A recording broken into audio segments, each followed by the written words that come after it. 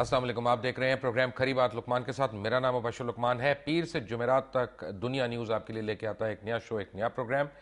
आज का जो प्रोग्राम है उसमें बेसिकली तो हमने एक मेन स्टोरी को हम टच कर रहे हैं, जिसके बड़े अहम पहलू हैं जो इससे पहले शायद आप लोगों की नज़र से ना गुजरे हों, और उसके अलावा जिन चंद एक चीज़ों को हम चंद लम्हों के लिए टच करेंगे, उनमें एक जस्टिस रमदे की एक्सटेंशन से मुतल्लिक बात होगी, और अब्दुल कादिर गिलानी की आज जो प्रेस कॉन्फ्रेंस हुई है उससे मुतल्लिक बात होगी, और कोशिश करेंगे अगर वक्त ने इजाज़त दी कि राहत फ़तेह अली खान के मुतल्लिक मैं आपको कुछ बता सकूं।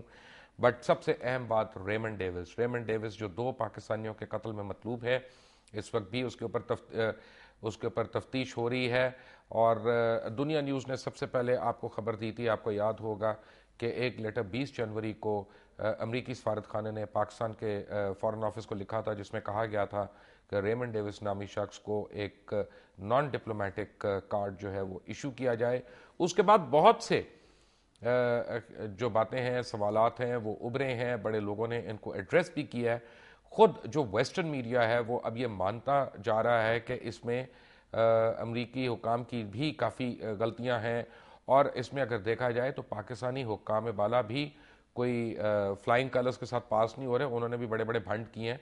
मसलन कितने दिन लग गए पाकिस्तान के दफ्तर खारजा को यह बताते हुए कि रेमंड डेविस भारतीय एहलकार है भी या नहीं भी है। लेकिन एक बात, इससे पहले कि मैं प्रोग्राम का बाकायदा आगाज़ करूं, मैं लाहौर की आवाम को, अहले लाहौर को खराज तहसीन पेश करना चाहता हूं, क्योंकि जब रेमंड डेविस से 2 नौजवान कत्ल हो गए और उसने वहाँ पे फायरिंग की, तो मुजंग चुंगी का वो इलाका जो बड़ा गुंजान इलाका है, दिन का टाइम था, काम के औकात थे, वहाँ पे लोग जमा हो गए। उन्होंने उसको पकड़ के पुलिस को बुलवा के पुलिस के हवाले किया। यानी अहले लाहौर में किसी ने कानून को अपने हाथ में नहीं लिया, लेकिन यह भी उन्होंने इंश्योर किया कि कानून से मुलजिम या मुजरिम जो है वो बच कर ना जाना पाए। और एक तस्वीर जो पाकिस्तानी अवाम की बाहर का मीडिया दिखाता है, काश वो ये बात भी कवर करे कि लाहौर के सैकड़ों लोगों ने, मर्द, औरत और बच्चों ने रेमंड डेविस के ऊपर एक उंगली तक नहीं उठाई इतने कत्ल के बावजूद, जबकि एक एंटी अमेरिकन सेंटिमेंट बड़ा पॉपुलर है जिसको इनकार नहीं किया जा सकता यहाँ पे। तो ये एक बड़ी खुशाइंद बात है। लेकिन एक मैं आपको चीज़ पढ़ के सुनाना चाहता हूँ इमाम खुमीनी की। इमाम आयतुल्लाह खुमीनी जो ईरान के मॉडर्न रिवोल्यूशन जो है उसके बानी, उसके कायद, और उन्होंने 1964 में 27 अक्टूबर 1964 को एक स्टेटमेंट दी थी, जो स्टेटमेंट लगता है कि आज के लिए उन्होंने दी है। तो मैं आपको पढ़ के सुनाता हूँ कि ये अमरीकी इस्तिस्ना से मुतल्लिक है उनकी स्टेटमेंट, जिसमें उन्होंने कहा कि मैं अपने दुख का इजहार नहीं कर सकता, उन्होंने हमारी आज़ादी बेच दी। ईरानी कौम की अजमत को पांव तले रोन दिया गया। मजलिस के सामने एक कानून पेश किया गया जिसके मुताबिक हम वियना कन्वेंशन से तजावुज कर रहे हैं, और इसमें एक शिक का इजाफा कर दिया गया कि अमरीकी अस्करी मुशीर, इनके अहले खाना, इंतजामी और टेक्निकी स्टाफ और नौकर सबको कानूनी इस्तिस्ना हासिल है कि अमरीकी भरे बाजार में कोई जुर्म करें, ईरानी पुलिस को उन्हें गिरफ्तार करने का हक हासिल नहीं है। ईरानी अदालतों को फैसले देने का हक नहीं है। मुजरिम को अमेरिका वापस भेजा जाएगा और वही फैसला करेगा कि इसका क्या करना है। वो ईरानी लोगों को अमरीकी कुत्ते से भी निचली सतह पर ले आए हैं। कोई किसी अमरीकी के कुत्ते के पीछे भागे तो इसके खिलाफ कानूनी कार्रवाई होगी, लेकिन अगर हत्ता कि अमरीकी बावर्ची सरबराह मुमलिकत के पीछे या शाह के पीछे भागे तो किसी को मुदाखलत की इजाज़त नहीं होगी। इमाम खुमीनी ने 27 अक्टूबर 1964 को यह बात कही। मुझे बिल्कुल लग रहा है कि जैसे वो आज के दिनों में यह बात कही गई है। मेरे पास रावलपिंडी से ज्वाइन कर रहे हैं लेफ्टिनेंट जनरल रिटायर्ड हमीद गुल, ISI के साबिक सरबराह भी रह चुके हैं और डिफेंस एक्सपर्ट भी हैं, और कोवर्ट ऑपरेशंस और इंटरनल ऑपरेशंस जो हैं उनके मुतालिक भी रखते हैं। लेकिन इससे पहले कि मैं जनरल साहब तक जाऊं, मैं आपको चंद लम्हों में बिल्कुल रिक्रिएट करना चाहता हूं कि उस दिन हुआ क्या। Watch now.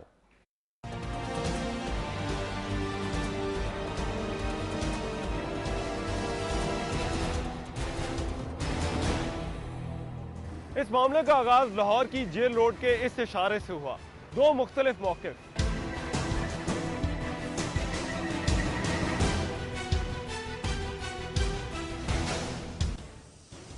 एक तो ये कि इन दोनों नौजवानों ने पिस्टल दिखाकर अमेरिकी को लूटने की कोशिश की।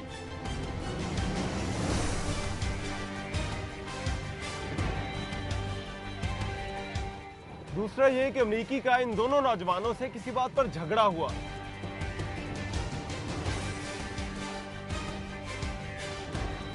दोनों नौजवानों ने इस अमरीकी को रोकने की कोशिश की और इसी दौरान उसने हथियार निकाल लिया और आओ देखा न ताओ फायर कर डाले। 9 फायर किए गए। पीछे बैठे हुए नौजवान को 4 जबकि आगे वाले को 3 गोलियां लगी। इस फायरिंग के दौरान ग्लॉक का पिस्टल यूज हुआ था जिसका बोर था 9mm और जो फैजान को पहले गोलियां मारी गई हैं गाड़ी के अंदर से, वो 4 गोलियां जो फायर हुई तकरीबन 6 से 8 फुट के फासले से हुई थी। जो इसके अलावा जो फ़हीम को गोलियां लगी थी, फ़हीम को 2 बैक साइड पे गोलियां लगी हुई थी और एक फ्रंट पे लगी हुई थी। इसके बाद रेमंड गाड़ी से बाहर निकला और उसने इन नौजवानों की वीडियो बनाना शुरू कर दी अपने मोबाइल फोन से। इसी अवस्था में बहुत सारे लोग यहाँ पर इकट्ठे हो गए। रेमंड फिर गाड़ी में वापस बैठ गया और उसने दूसरी गाड़ी को फोन किया मदद के लिए।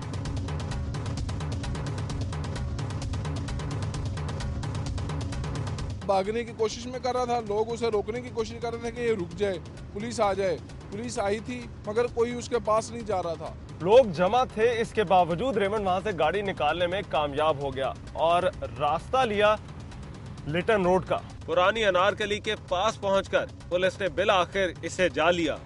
ये थाना पुरानी अनारकली है। गिरफ्तारी के बाद रेमंड डेविस को यहाँ पर लाया गया। अब देखते हैं कि दूसरी गाड़ी जिसे रेमंड डेविस ने फोन किया था उसके साथ क्या मामला पेश आया। ये गाड़ी अमेरिकन कॉन्सुलेट से निकली और इसने जल्द से जल्द रेमंड डेविस तक पहुंचने की कोशिश की। ये गाड़ी एजर्टन रोड, शाहराह फातिमा जिन्ना और फिर वारिस रोड से होती हुई जेल रोड पर पहुंची। जेल रोड पर जब गाड़ी यहां पर पहुंची तो आगे थी ट्रैफिक जैम। गाड़ी ने डिवाइडर क्रॉस करके जल्द से जल्द रेमंड डेविस तक पहुंचने की कोशिश की। इसी असना में सही सिम से आने वाले इबादुर रहमान की मोटर बाइक से इसकी टक्कर हो गई।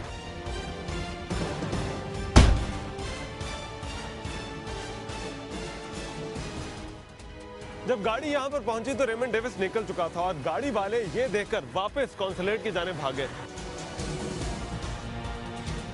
इबादुर रहमान को अस्पताल ले जाया गया लेकिन वो जख्मों की ताब ना लाते हुए दम तोड़ गया।